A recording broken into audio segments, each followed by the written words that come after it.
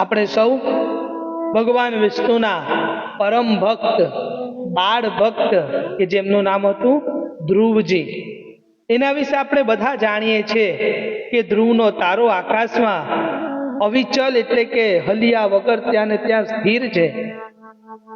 પણ ધ્રુવની કથા શું છે?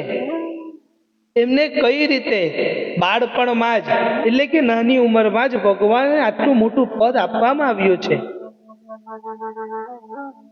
સચ્ચાઈમાં ધ્રુવજી છે કોણ? એમને ભગવાનની ભક્તિ કરવાનો આદેશ કોણે આપ્યો છે? એ કથા આપણા દરેક સનાતનીઓને ખબર હોવી જોઈએ. કહે છે કે ઉતાનપાદ નામના એક રાજા હતા, જેમની 2 પત્ની હતી.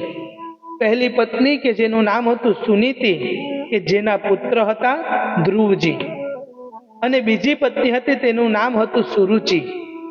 એમને પણ એક પુત્ર હતો. ઉતાનપાદ રાજા ની મોટી રાણી એટલે કે પહેલી પત્ની એ સુનીતિ હતી, પણ એમને વધારે પ્રેમ સુરુચિ સાથે હતો. એટલે જ્યારે પણ ધ્રુવજી પોતાના પિતા ઉતાનપાદની નજીક જાય છે, ત્યારે સુરુચિ અને એનો સંતાન એનો પુત્ર એ હંમેશા ધ્રુવજીને ત્યાંથી કાઢી નાખે છે. એમને એમના પિતાની નજીક જવા દેતા નથી.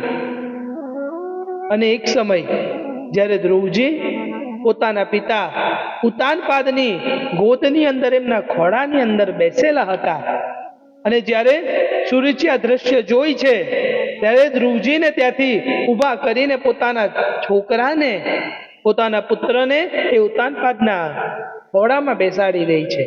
અને ત્યારે ધ્રુવજીને કહે છે કે જો તારે તારા પિતાના ગોદ એટલે કે એના ખોળાની અંદર જો બેસવું હોય ને, તો તારે મારી કોખમાંથી જન્મ લેવા પડે છે, તો જ તું તારા પિતાના ખોળાની અંદર બેસી શકે.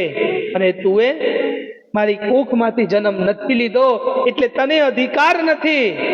તું પહેલા ભગવાન પાસે જા, ભગવાનને પ્રાર્થના કર કે તને મારી કોખમાંથી જન્મ આપે, પછી તું આ ખોળામાં બેસી શકશે. એ આ વાત એક નાના બાળક જેવા ધ્રુવજીના મનમાં બેસી ગઈ હતી. ધ્રુવજી પોતાની માતા પાસે જાય છે, પોતાની માતાને સંપૂર્ણ વાત કહે છે, પણ એમની માતા કઈ કરી શકતા નથી. એ સમય જ્યારે ધ્રુવજી આ વસ્તુ જોઈ છે, ત્યારે બાળપણમાં જ નાની ઉંમરમાં જ પોતાના મહેલનો ત્યાગ કરીને જંગલમાં જાય છે. જ્યારે જંગલમાં ધ્રુવજી અગાડી વધે છે, ત્યારે રસ્તામાં એમને નારદ મુનિ મળે છે. નારદ મુનિ બાળકને જોઈને પૂછે છે કે તું ક્યાં જાય છે? એ બાળક કહે છે કે હું નારાયણની ભક્તિ કરવા જાઉં છું, અને એમની ભક્તિ કરવાથી મને મારા પિતાની ગોદમાં એમના ખોળામાં બેસવા મળશે. અને એ નારદ મુનિ સંપૂર્ણ કથા નારદ મુનિને સમજાવે છે. જ્યારે નારદ મુનિ જોઈ છે કે આટલો નાનો બાળક ભગવાન હરિની ભક્તિમાં જાય છે, ત્યારે નારદ મુનિ ધ્રુવજીને ભગવાનના મંત્ર એટલે કે ઓમ નમો ભગવતે વાસુદેવાય એ મંત્રની દીક્ષા આપે છે. અને ધ્રુવજી જ્યારે જંગલમાં જઈ ભગવાનના મંત્રનું અનુષ્ઠાન પ્રારંભ કરે છે, તપસ્યા પ્રારંભ કરે છે, અને થોડા જ સમયની અંદર ભગવાન વિષ્ણુ એટલે કે નારાયણ એમને દર્શન આપી રહી છે.